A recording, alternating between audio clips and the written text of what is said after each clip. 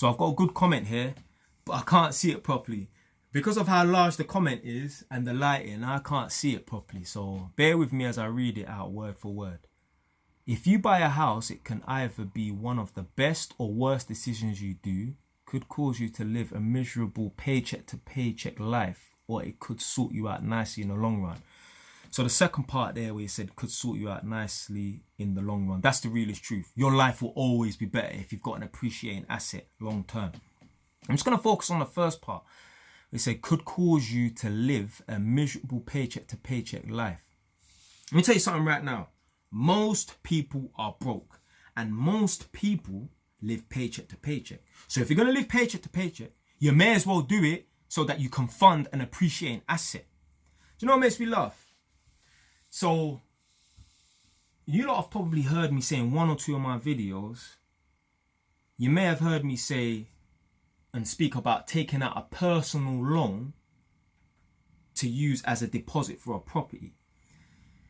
Because put it this way, if you've only got £1,000 right now to your name, you ain't got no deposit money for no property. This is not like back in the day where they used to give 100% mortgages and even 125% mortgages. Yeah. If you had your eyes on a property that was worth 200 grand, yeah, the lender would give you 250 grand. Yeah. So you don't have to put down no deposit. Furthermore, they give you 25%, which is 50 grand as an incentive. I'm assuming that you're supposed to have used that money to do up the property, but hey, people are going to do what they do in it. So they used to give out 100% mortgages, so you don't have to put down no deposit, and they also used to give 125% mortgages, so they're giving you an extra 25% in your pocket as an incentive. This is not like back in the day. You have to come up with the deposit. Now there was help to buy schemes and stuff like that, whatever in it. But if you have no money for a deposit, yeah, you might not want to wait 3-4 years to save up for a deposit. So you know what, it would be a good idea to take out a personal loan. Potentially, it would be a good idea potentially to take out a personal loan to use as a deposit. So a couple of people, when I spoke about using a personal loan to use as a deposit, they kind of laughed at what I was saying and that. And there's this black brother, he gives like property advice and that, does live streams and that. So I thought, let me ask him. I want to see what his opinion is on this, because I already have my opinion on it, but I want to know what someone else's opinion. It's not going to really change my opinion, but I always like to know what other men are thinking, innit?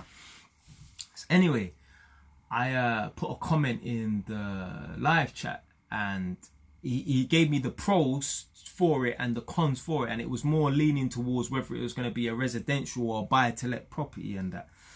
And at some point he said, nah, it's kind of a not a good idea to take out a personal loan to use as a deposit and that, because you've got all these extra payments and that, and it's going to lead you to living paycheck to paycheck. And with what he said, and some of the people laughing and saying it's a dumb idea to use a personal loan as a deposit and that, it just makes me think and it makes me laugh, you know, because these same people that are saying it's a dumb idea to take out a personal loan to use as a deposit, these are the same people, because you're going to be living paycheck to paycheck, these are the same people that will take out a personal loan to finance a fucking Mercedes that's going to make them live paycheck to paycheck. Blood, you are better off living paycheck to paycheck, funding a property, than living paycheck to paycheck, funding a Mercedes that is a depreciating asset. Every day, every week, every year, that car outside is losing value that you're living paycheck to paycheck for, as opposed to a property that you're living paycheck to paycheck for. Every day, every week, every year, that property is going up in value. Obviously, there are fluctuations in the market where properties lose value and that, but I promise you, forget inflation and that, yeah?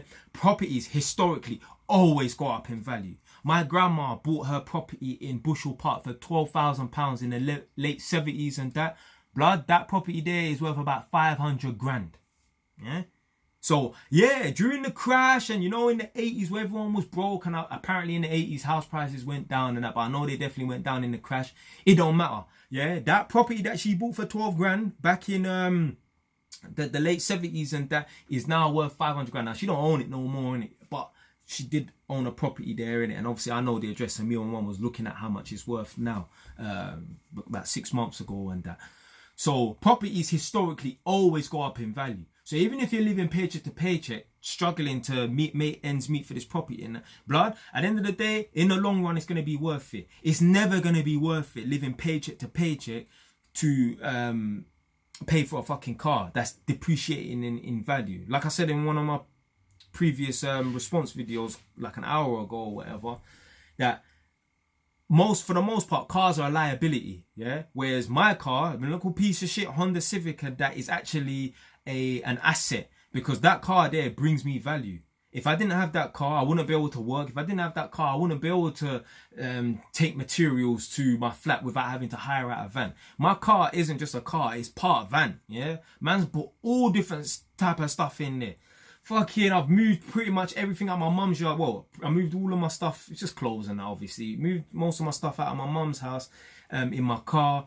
I've bought brand new wardrobes. So 2 wardrobes, 2 chest of drawers, fitted all of that in my car from IKEA. I've done that twice. I've done that for my first buy-to-let flat. I've done that for my second buy-to-let flat, and my third buy-to-let flat that I'm currently on. I'm going to do the exact same thing. Buy the exact same wardrobes and the exact same chest of drawers and that. I've even fitted a ass clot bathtub to blood clot in my car, innit? Yeah. So my car is an asset. My life would be worse if I didn't have that car.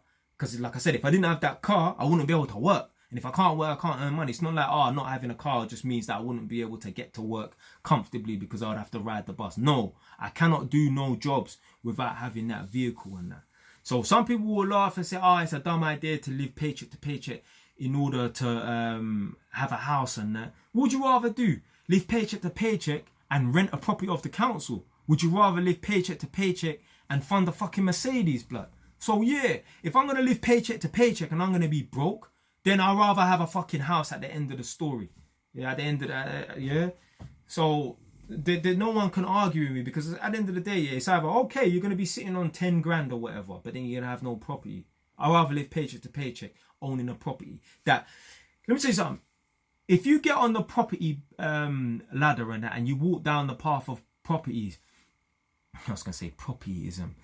If you go down that path and you own a property and that, yeah, there's some... You get me? You got some way of making some money. Yeah? There's some hope there. Whereas if you don't ever get on a property ladder, you're going to have no hope. Now, obviously, if you're going to own your own business, then yeah, cool, innit? Yeah, but if you have a property, there's something you can always do. There's some way of raising some capital and that. There's some way of making some money from that property. Whereas if you never have a property, there's no way of you making money from a property, because you don't have one. And now, obviously, there's other avenues you can go down, like running a business and that, but your life will always be better owning a property. Your life will always be better owning a property. The only thing I will say is, don't live paycheck to paycheck to pay off your mortgage. Yeah. So if you can save up an extra £300 a month, do that rather than living paycheck to paycheck just to cut your mortgage down from 25 to 15 years, because you're not using leverage to your advantage and that. Yeah? You want to have the debt so you can take on more debt and borrow against the existing properties to buy new properties and that. So that's what you want to do, man. Anyway, man, that's it for today, man. Stay away. It's done now.